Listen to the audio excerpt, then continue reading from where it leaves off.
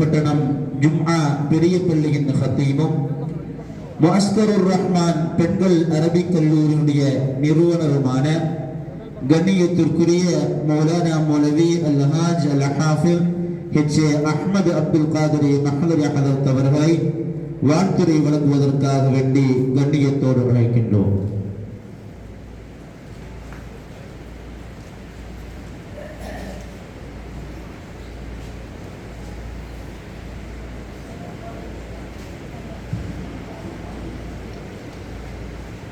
السلام عليكم ورحمة الله وبركاته. حمدا لمن خلق الإنسان وعلمه البيان، والصلاة والسلام على رسول الله وعلى آله حزب الله وأصحابه جند الله وبعد. وقد قال الله تعالى في القرآن العظيم والفرقان المجيد: أعوذ بالله من الشيطان الرجيم، بسم الله الرحمن الرحيم، إن الدين عند الله الإسلام. சங்கைக்குரிய சாதாத்மார்களே, மரியாதைக்குரிய உலமாக்களே, கண்ணியத்திற்குரிய இந்த நிகழ்ச்சியினுடைய தலைவர் அவர்களே, முன்னிலை வகிக்கக்கூடிய இந்த மாமன்றின் நிர்வாகிகளே, அன்பின் உஸ்தாதுமார்களே, பொறுப்பாளர்களே, மாணவ செல்வங்களே, வருகை தந்திருக்கக்கூடிய பெருமக்களே, சகோதர சகோதரிகளே, எல்லாம் வல்ல அல்லாஹுவின் பேரருளும் நபிகள் நாயகம் ஸல்லல்லாஹு அலைஹி வஸல்லம் அவர்களது நல்லாசியும் நம் அத்தனை பேர் மீதும் நிலவுமாக. அல்லாஹும் அவரது ரசூலும் எந்தெந்த காரியங்களை எடுத்து நடக்க வேண்டும் என்று நமக்கு கட்டளையிட்டுள்ளார்களோ அவை அனைத்தையும் எடுத்து நடக்கவும், எவைகளை தவிர்த்து நடக்க வேண்டும் என்று உத்தரவு பிறப்பித்துள்ளார்களோ அவை அனைத்தையும் தவிர்த்து நடக்கவும் ஆரம்பமாக எனக்கும் உங்களுக்கும் நான் வசியத்து செய்து கொள்கிறேன். அல்லாஹ் தௌஃபீக் செய்வானாக. ஆமீன்.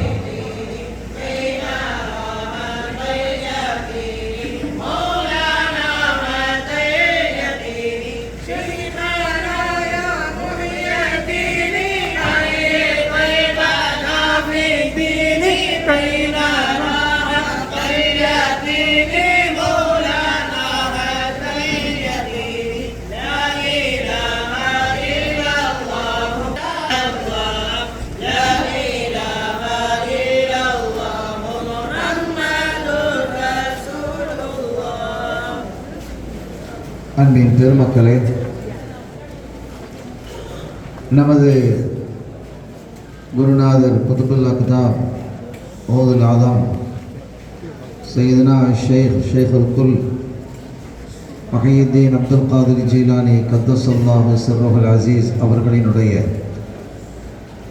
ஆன்மீக மாமன்றம் புனித மஹதரத்துல் காதிரியா அரபிக் கல்லூரியினுடைய 159ஆம் ஆண்டின் இந்த நிகழ்வில் பட்டமளிப்பு விழாவில் கலந்து கொண்டு மிக குறுகிய நேரம் சில வார்த்தைகளை நான் பேசுகிறேன். அருமையான பெருமக்களே, சொல்லப்படக்கூடிய இந்த செய்திகள் இன்றைய தினம் பட்டம் வாங்கக்கூடிய ஆலிம் மஹதரிகளையும் இனி சனது வாங்க இருக்கக்கூடியவர்களையும் சனது வாங்கியவர்களையும் இந்த உரை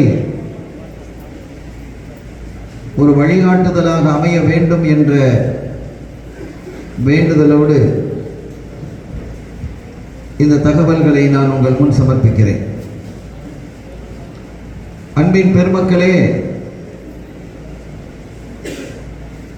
இமாம் அஹ்மத் இப்னு ஹம்பல் ரஹ்மத்துல்லாஹி அலைஹி அவர்கள் 4 மதுஹபுகளில் ஒரு மதுஹபினுடைய ஸ்தாபகராக இருக்கக்கூடிய, பொதுவாய் ஸ்தாபகர் என்று சொன்னால் ஒரு ஒரு நிறுவனத்தை ஆரம்பித்தவர், துவக்கியவர் என்று பொருள்.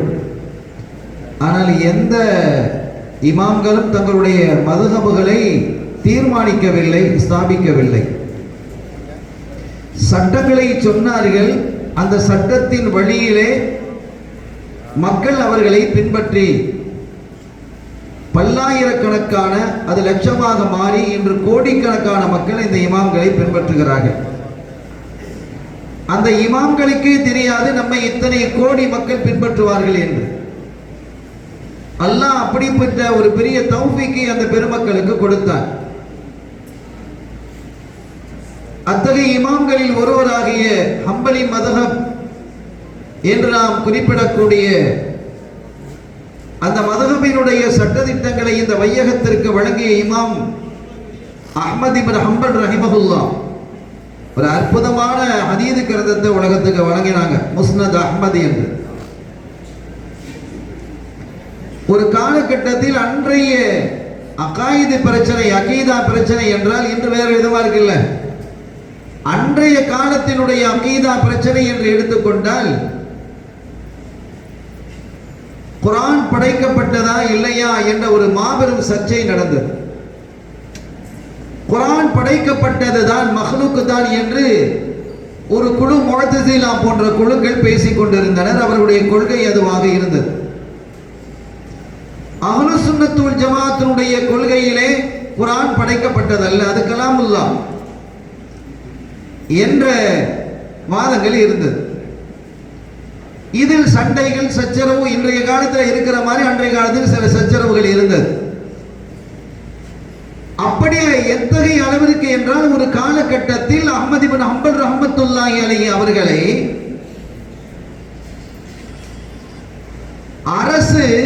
அரசு முஅத்தஸிலாவினுடைய அரசா இருக்கு. சுன்னத்துல் ஜமாஅத்தினுடைய கொள்கைக்கு மாற்றமான அரசு, அன்றைய அரசு கிலாபத். நீங்க இதை ஏத்துக்கிடணும். அவங்க ஏத்துக்கிட்டா பல லட்சம் மக்கள் அதை ஏத்துக்கிடுவாங்க. அதனால ராணி தேனியாக அன்றைய காலத்தில் திகழக்கூடிய இமாம் அவர்களை பல சங்கடத்துக்குள்ள ஆளாக்கினார்கள். ஆனால் இமாம் அசைஞ்சு கொடுக்க இல்லை. அதனால அவங்க அரெஸ்ட் பண்ணப்பட்டாங்க, கைது செய்யப்பட்டு சிறையில் அடைக்கப்பட்டார்கள். பல முறை அவர்கள் தண்டிக்கப்பட்டார்கள். மக்கள் மன்றிலே வந்து தண்டிக்கப்பட்டார்கள். கடைசியான ஒரு வாய்ப்பு கொடுக்கப்பட்டும் அதை அவர்கள் மறுத்தார்கள். அவர்கள் கொலை செய்யப்பட வேண்டும் என்று தீர்மானிக்கப்பட்டது. அரசு தீர்மானித்து விட்டது அவர்களை கொன்று விடுங்கள் என்று. மக்கள் மன்றிலே மேடை போடப்பட்டு அவர்களை நிறுத்தப்பட்டிருக்கிறது.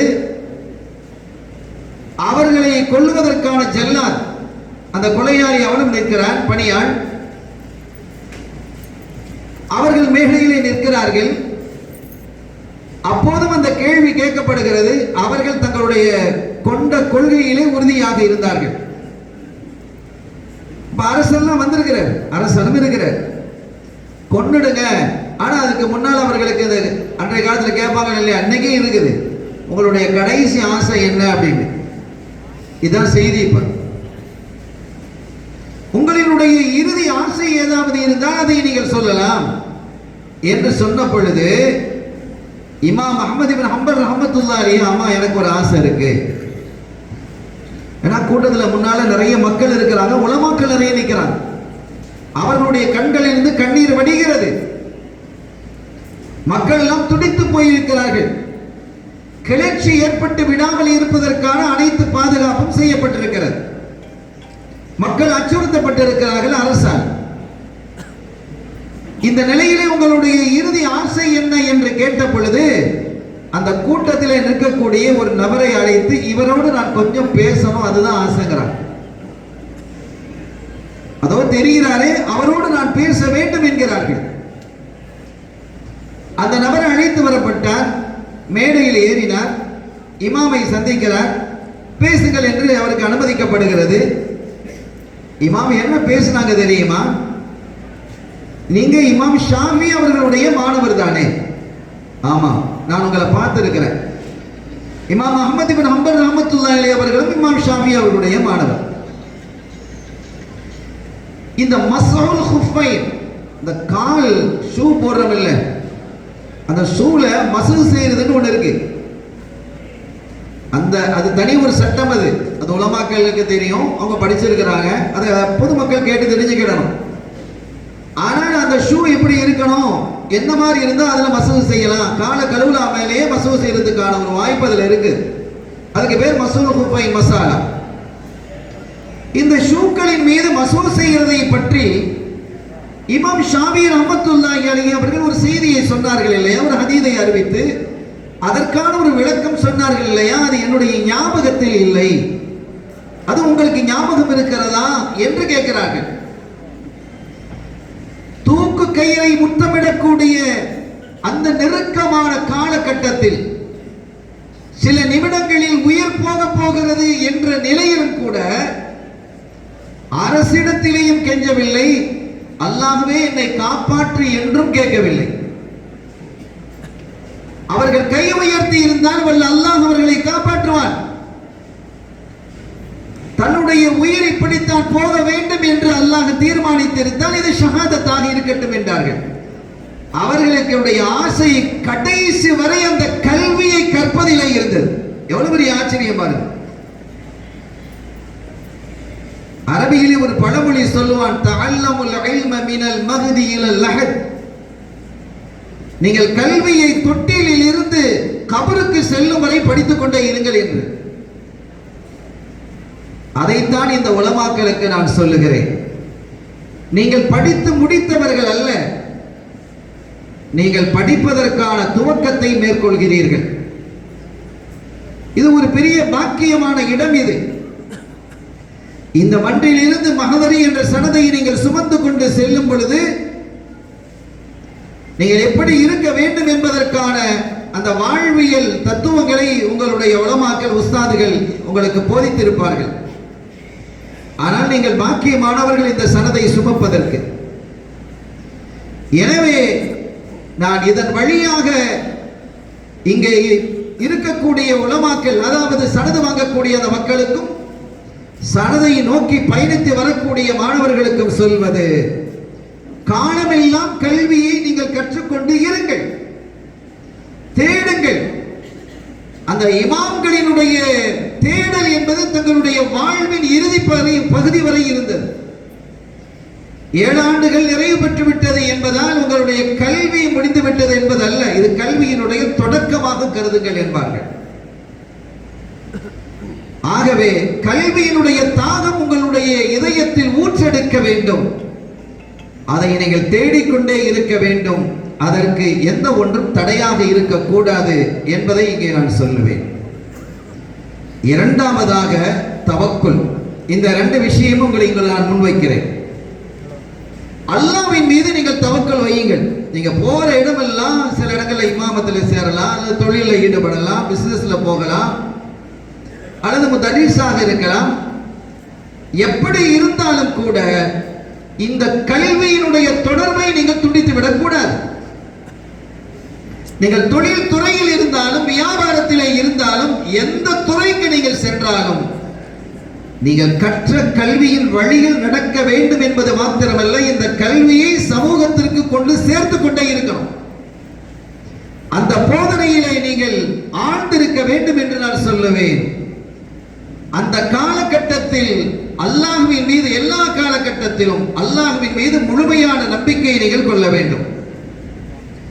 இறை நம்பிக்கையில் நீங்கள் உறுதியாக இருப்பீர்களே ஆனால் உங்களை யாரும் எதுவும் அசைக்க முடியாது. இவர் நம்மை வெறுத்து விடுவாரோ, அவர் நம்மை வெறுத்து விடுவாரோ, அல்லது நமக்கான உலகாராயுதம் நம்மை விட்டு போய்விடுமோ, நம்மை இந்த நிறுவனத்திலிருந்து அகற்றி விடுவார்களோ, நிறுத்தி விடுவார்களோ என்ற அச்சம் உங்களுக்கு ஒருபோதும் இருக்க வேண்டிய அவசியம் இல்லை.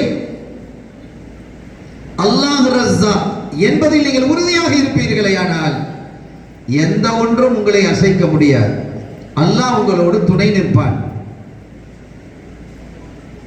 ஸல்லல்லாஹு அலைஹி வஸல்லம் அவர்களை நோக்கி ஒரு மனிதர் வருகிறார். ஒட்டகத்தில் வந்து இறங்குறாரு. பள்ளிக்குள்ள போக போறார். ரசூலா நிற்கிறாங்க. யார் ரசூலுல்லாஹ், என்னுடைய இந்த ஒட்டகத்தை நான் கட்டி போட்டு விட்டு உள்ளே போய் நான் தொழலாமா அல்லது அல்லாஹ் மீது தவக்கல் வைத்து விட்டு நாம் போய் தொழலாமா, கட்டாமையை விட்டுட்டு போயிடலாமான்னு கேட்கிறாங்க. ஸல்லல்லாஹு அலைஹி வஸல்லம் அவர்கள் சொன்னார்கள், கட்டி விட்டு அல்லாஹ் மீது தவக்கல் வைத்து விட்டு போய் தொழனாங்க. ஆக தவக்குல் என்பது எப்படி இருக்க வேண்டும் என்பதை கண்மணி ஸல்லல்லாஹு அலைஹி வஸல்லம் அவர்கள் நமக்கு தெளிவுபடுத்தி இருக்கிறார். அவங்க காட்டி தந்த வழியில் நீங்கள் நிற்பீர்களேயானால் அந்த ரிஸ்க்கு எப்படி காலையிலே பறவைகள் பசியோடு சென்று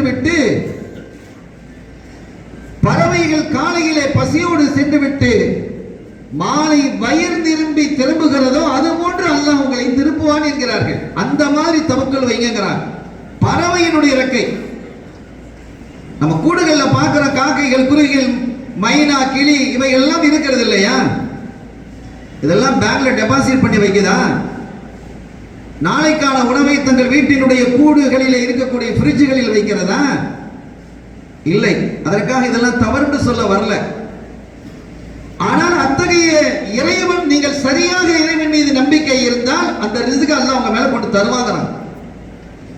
நாளைக்கு என்று எதையும் சேர்த்து வைப்பதில்லை இந்த பறவைகள்.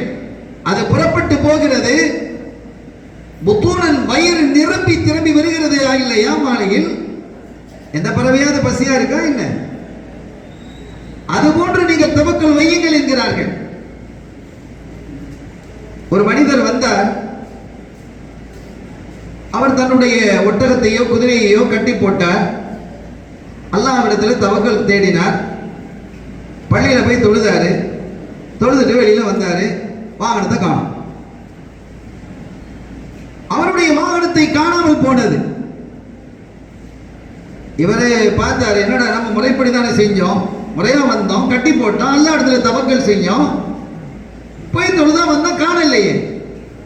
இப்ப அல்லாஹ் இடத்துல அவர் சொல்றார், அல்லாஹும்ம இன்னி அத்தைது அமானத், இறைவா உன்னுடைய அமானத்தை நான் நிறைவேற்றினேன். உன் திருத்தூதர் எப்படி நான் நடக்க வேண்டும் என்று சொன்னார்களோ அப்படி நடந்தேன். உன்னுடைய அமானிதத்தை நான் நிறைவேற்றினா இல்லையா? ஃபைன் அமானத்தி, என்னுடைய அமானிதம் எங்கே? என்னுடைய ஒட்டகம் எங்கே? நான் எப்படி செய்ய வேண்டுமோ அப்படி இல்லவா செய்தேன். இதுல ஒரு சஹாபி பாத்துக்கிட்டே இருக்கிறாங்க. அவங்க சொல்றாங்க, அஜப்து, நான் ஆச்சரியப்பட்டு போன அவர் கேட்ட கேள்வி, நடந்த நிகழ்வு.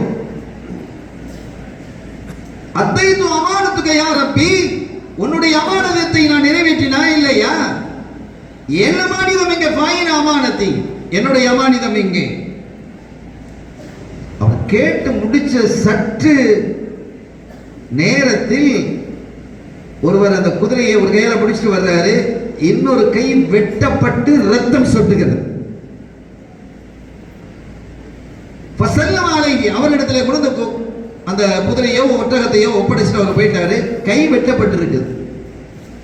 அறிஞர்கள் குறிப்பிடுகிறார்கள், அவருடைய கையை வெட்டியது யார் என்றால் மலக்குகள் என்று. என்ன விளங்குகிறோம் என்றால், உலமாக்களே, யாரையும் நம்பி நீங்கள் இருக்க வேண்டிய அவசியம் இல்லை.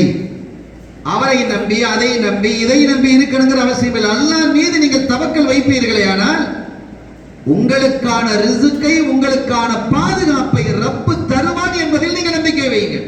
அது உறுதி. நீங்கள் ஒரு நிர்வாகத்தில் இணையலாம், பணியாளராக பணியாற்றலாம். ஆனால் அந்த நிர்வாகம், அந்த உங்களை பணி செய்யக்கூடியவர்கள், அந்த நிர்வாகத்தில் இருக்கக்கூடியவர்கள் ஷரியத்திற்கு முரணாக உங்களை செய்ய சொன்னால், ஏவினால், துணிந்து நில்லுங்கள். இந்த இடம் போயிட்டா வேற இடம் இல்லாம போயிடுமோ என்ற அச்சம் உங்களுக்கு வேண்டாம். ஒன்றை இழப்பதினால் இன்னொரு சிறப்பை எல்லாம் உங்களுக்கு கொண்டு வந்து சேர்ப்பான் என்பதை நான் சொல்லுவேன். ஒரு தகவலோடு நான் நிறைவுபடுத்துகிறேன். உமர் ரலியல்லாஹு தஆலா அவர்களுடைய அடிமை பெண்ணாக இருந்தவர் தான் ஜின்னியரா ரலியல்லாஹு தஆலா. அவங்க இஸ்லாத்தை ஏத்துக்கிறாங்க. உமர் ரலியல்லாஹு தஆலா இஸ்லாத்தை ஏத்துக்கிறதுக்கு முன்னே அவங்க ஏத்துக்கிட்டாங்க, அடிச்சாங்க. சையதுனா உமர் ரலியல்லாஹு தஆலா அடித்தார்கள் என்பது மாத்திரமல்ல, அன்றைய காலத்தில் அவங்க ரூமியா, ரோம் தேசத்தை சேர்ந்த பெண்மணி, அது அடித்தார்கள். அடிக்கிறதுங்கிறது, அடிமையை அடிக்கிறது எஜமான் மட்டுங்கிறது இல்லை, யாரும் அடிக்கலாம். அப்படிதான் அரபுகள் இருந்தார்கள். ஒரு அடிமையை எஜமான் தான் அடிக்கணுங்கிறது இல்லை, யாரெல்லாம் இருக்கானோ ஊர்ல அவெல்லாம் அடிக்கணும், யாரும் கேட்க மாட்டான், எஜமானன்னு கேட்க மாட்டான், அதுக்கு அனுமதி. அப்படி ஒரு வழக்கு அரபகத்தில் இருந்தது. அடித்தார்கள், துவம்சம் பண்ணினார்கள், சங்கடப்படுத்தினார்கள், இழிவுபடுத்தினார்கள். ஒரு கட்டத்தில் சித்திக் ரலியல்லாஹு தஆலா அன்ஹு அவர்கள் அவங்கள விடுதலை செய்யறாங்க, வாங்கி விடுதலை செஞ்சுட்டாங்க. கொஞ்ச காலகட்டத்தில் ஜின்னீரா ரலியல்லாஹு தஆலா அன்ஹு அவர்களுடைய பார்வை போனது. அப்படி பார்வை போன போது இந்த குறைஷிகள் சொன்னார்கள், ஜின்னீரா லாத் உஸ்ஸாவுடைய பார்வையை போக்கிவிட்டது, எனவே நீ நம்முடைய மார்க்கத்துக்கு, எங்களுடைய இலாகுகளுடைய மார்க்கத்திற்கு திரும்பி வா, மதத்திற்கு திரும்பி வா. இந்த லாத் உஸ்ஸா உன்னை தண்டித்து விட்டது, புரிந்து கொண்டாயா? நாங்கள் தான் சத்தியத்தில் இருக்கிறோம் என்பதை தெரிந்து கொண்டாயா? மாதஹப பஸரஹா இல்ல லாத் வல் உஸ்ஸா ஃபகாலு. குறைஷ் சொன்னாங்க, அவருடைய பார்வையில் லாத் உஸ்ஸா என்ற, லாத் உஸ்ஸாங்கிறது ஒரு பெரிய சிலை, ரொம்ப முக்கிய குறைஷிகளினுடைய சிலைகளில் ரொம்ப முக்கியமான சிலைகளில் சாமிகளில் இந்த ரெண்டும் லாத் உஸ்ஸாங்கிறது, அதுக்குன்னு தனி வரலாறு இருக்கு. எனவே அந்த லாத் உஸ்ஸா உன்னுடைய பார்வையை போக்கிவிட்டது, நீ திரும்பி ஓதி இலா ஆலிஹத்தினா, எங்களுடைய இறைவனின் இறைவு கடவுள்களின் அளவில் திரும்பி வா என்றெல்லாம் கேட்ட போது எல்லா மக்கள் சூழ்ந்து நிற்கிறாங்க. பார்வை போயிடுச்சு, பார்க்க முடியல. அல்லா இடத்துல கையை உயர்த்தினாங்க. கையை உயர்த்திட்டு மக்களை நோக்கி சொன்னாங்க, ஒருபோது நான் திரும்பி வர மாட்டேன். லாத் உஸ்ஸா என்னுடைய பார்வையை போக்கவில்லை, என் பார்வையை போக்கியது என் ரப்பு, அவன் நாடினால் அவன் எனக்கு திருப்பி தருவான். இப்போது நான் சொல்கிறேன், லா இலாஹ இல்லல்லாஹ், அல்லாஹ்வை தவிர வேறு இறைவன் இல்லை என்று நான் உறுதிப்படுத்துகிறேன் என்றார்கள். என்ன ஆச்சரியம், ஒரு பெண்மணி அடிமையாக இருந்தாங்க, ஆனா கை வைக்க முடியல, ஏன்னா உரிமையாயிட்டாங்க. சொல்லிட்டு, இறைவா இந்த தீனை என்னோடு சாட்டி இவர்களை இழிவுபடுத்துகிறார்களே, என்னுடைய பார்வையை நீ திருப்பி தர மாட்டாயா? உனக்காக வேண்டி இந்த இழிவு பேச்சுக்களை எல்லாம் நான் சுமத்துக் கொள்கிறேன், ஆனால் இவர்கள் பொய்யர்கள் என்பதை தெளிவுபடுத்துவதற்காகவாவது, எனக்கு பார்வை வேண்டுங்கிறதா இரண்டாவது, ஆனா இவர்களுக்கு புத்தி புகட்ட வேண்டும் என்பதற்காக கேட்கிறேன் என்பது போன்ற சில வார்த்தைகளை சொல்லி கையை கீழே இறக்குறாங்க. பார்வை வந்துடுச்சு, திகைச்சிட்டான். அங்கே இருந்தவர்களில் சற்று அறிவாளிகள் எல்லாம் கூட யோசித்தார்கள், நாம் இருப்பது சரியா, ஜின்னீரா இருப்பது சரியா என்று. இந்த நிகழ்வின் காரணமாக பல பேர் இஸ்லாமியத்திலும் இணைந்தார்கள். எனவே தவக்குல் என்பது அது உங்களோடு மாத்திரம் இருப்பதல்ல, பலரையும் தீனுக்கு இழுத்துக் கொண்டு வரும் என்பது மாத்திரமல்ல, அவர்களை உறுதிப்படுத்தவும் செய்யும். இந்த இரண்டு விஷயங்களையும், காலமெல்லாம் கல்வியை தேடுங்கள், அல்லாஹ் மீது தவக்கல் வையுங்கள், இந்த இரண்டும் உங்களை உச்சத்தில் சிகரத்தில் கொண்டு வைக்கும் என்பதை கூறிக்கொண்டு, எல்லாம் வல்ல ரப்பல் ஆலமீன் அல்லாஹ் ஜல்ல ஷானஹு தஆலா உங்களுடைய இல்மில் பரக்கத்து செய்வானாக, உங்களுடைய ஆஃபியத்தில் பரக்கத்து செய்வானாக, உங்களுடைய வாழ்வியலில் பரக்கத் செய்வானாக. புனித குர்ஆனை தன்னுடைய இதயத்தில் ஏற்றுக்கொண்டிருக்கக்கூடிய இந்த ஹாஃபிதுகள் ஹுஃபாதுகளினுடைய அந்த மனன சக்தியை அல்லாஹ் உறுதிப்படுத்தி மேம்படுத்தி, காலமெல்லாம் தங்களுடைய இதயத்தில் குர்ஆன் நிறைந்து இருக்கக்கூடிய அந்த வாக்கியத்தை அல்லாஹ் அவர்களுக்கு வழங்குவானாக. இந்த மஜ்லிஸை கபூல் செய்வானாக. இந்த மன்றினுடைய தலைவர் அவர்களுக்கு நல்ல ஆஃபியத்தையும் நல்ல ஷிஃபாவையும் ராஹத்தையும் தந்தருள் பாலிப்பானாக. பிஹக்கி ஹபீபிஹி ஸல்லல்லாஹு அலைஹி வஸல்லம், எல்லாம் வல்ல அல்லாஹ்வின் அருளையும் ஸல்லல்லாஹு அலைஹி வஸல்லம் அவர்கள் ஷஃபாஅத்தையும் பெறுவோமாக. வாய்ப்பளித்தமைக்கு நன்றி. வஆஹிரு தஅவானா அல்ஹம்துலில்லாஹி ரப்பில் ஆலமீன். வஸ்ஸலாமு அலைக்கும் வரஹ்மத்துல்லாஹி வபரகாத்துஹு.